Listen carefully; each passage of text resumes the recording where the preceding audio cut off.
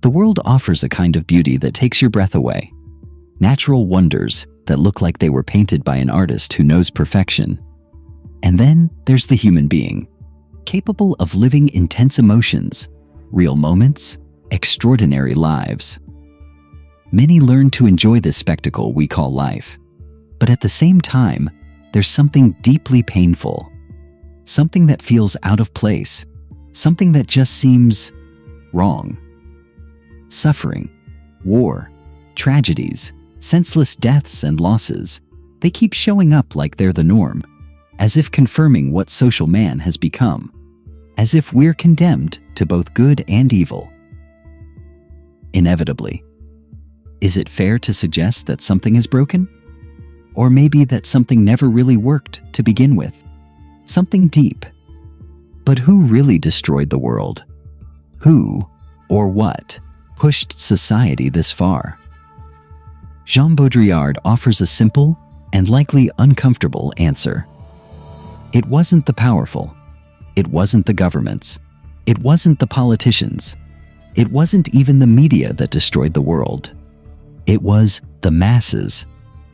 Born in Reims in 1929 and passing away in Paris in 2007 after a long illness, Jean Baudrillard was one of the most radical and controversial thinkers of the 20th century.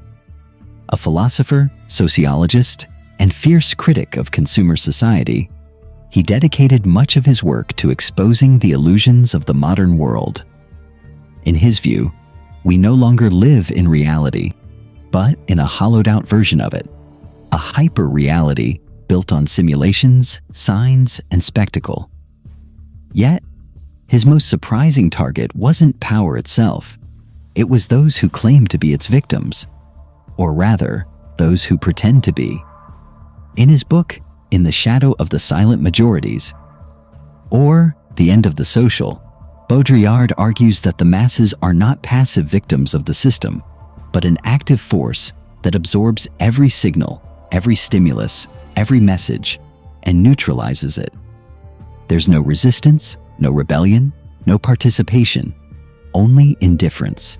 The masses actively reject meaning, Baudrillard writes.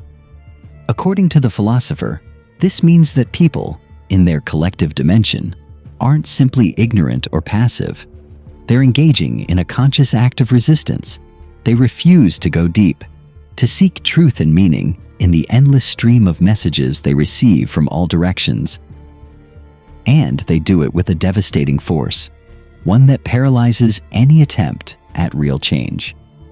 For Baudrillard, the mass is not made up of aware individuals. It's a formless substance, an opaque material that absorbs everything and gives nothing back. It has no voice, no face, no identity. It can't be represented because it no longer belongs to the order of representation. It's no longer possible to truly speak to someone because that someone has already dissolved into the collective noise of information. Here's the paradox. The more one tries to communicate, the more it turns into empty speech. The more one tries to engage people, the more they respond with shallow participation and deep detachment. Baudrillard calls it hyperreal conformism. The masses seem to accept everything, but it's exactly this excessive acceptance that becomes the most extreme form of non-participation. Take politics, for example. Most believe democracy is failing because of corrupt leaders or media manipulation. But Baudrillard flips the perspective. Politicians speak into a void, moving on a stage where the audience is absent, or worse, present only to applaud on cue, to get outraged on demand, to imitate a script no one truly believes in anymore. All the messages are given to them, and all the masses want is a few signs, a play of symbols, a spectacle. This is how Baudrillard describes an apathy that disguises itself as engagement. And it's not just a political problem.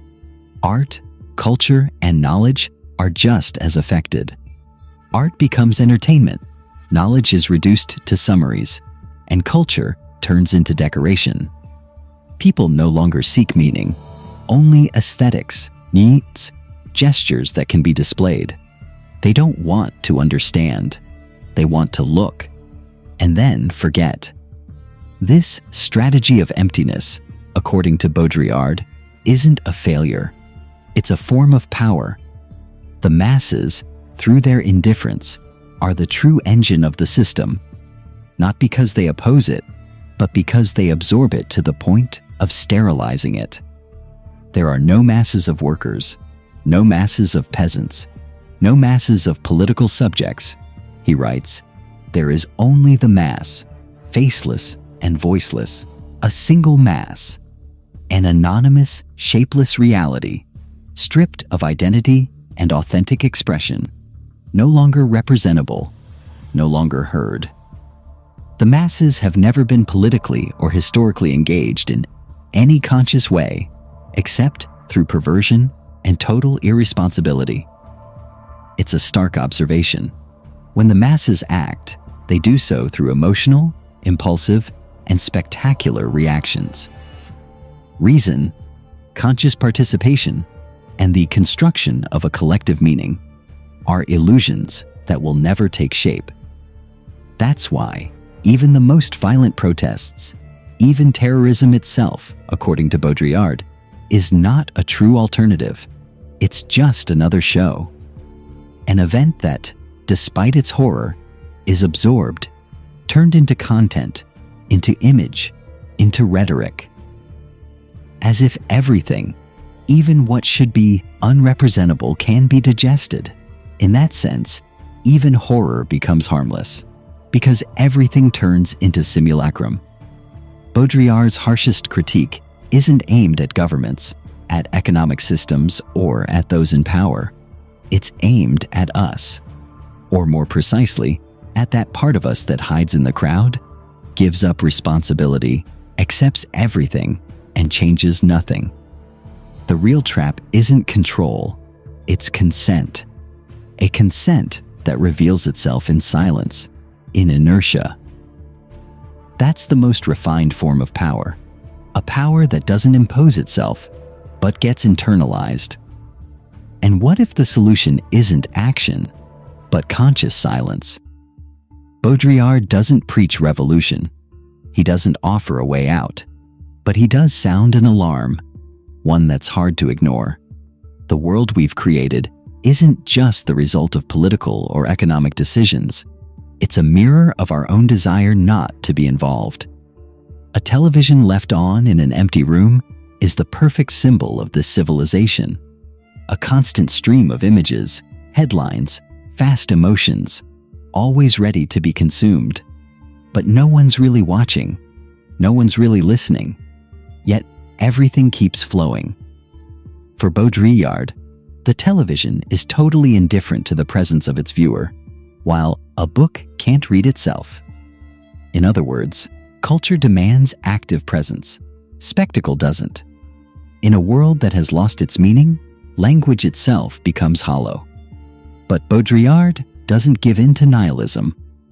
On the contrary, he believes in a kind of magic within language. When it's freed from the obligation to signify, it regains its power to play, to create, to surprise. In other words, when language is no longer forced to explain, inform, or represent something, it can finally become pure expression, poetry, invention, a space of possibility. And it's in that freedom from forced meaning that language, for him, becomes almost magical again. The same applies to the image. When it no longer tries to represent reality, it can finally evoke it. It's not about denying everything, but about rediscovering absence, about learning to see what humanity no longer notices, or maybe never truly saw, or forgot, or lost. That's why Baudrillard's thought isn't just a critique, it's a provocation, a call to face the illusion we've created, and to recognize our own role in building this hyper-reality. Not to destroy everything, but to find an opening, a different possibility. Because maybe real change begins right there, in the moment we stop pretending to participate, and start truly seeing, truly understanding. At this point, the real question might be, what would happen if the masses stopped silently absorbing and accepting, and actually started choosing? How much time and how much courage would it take to finally start thinking independently? And most of all, will the day ever come when we truly begin